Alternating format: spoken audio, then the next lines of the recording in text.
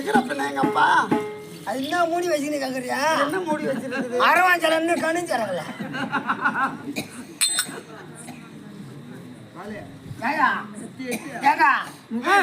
நான் தான் மூஞ்சி மேல சுனிய போட்டேன்.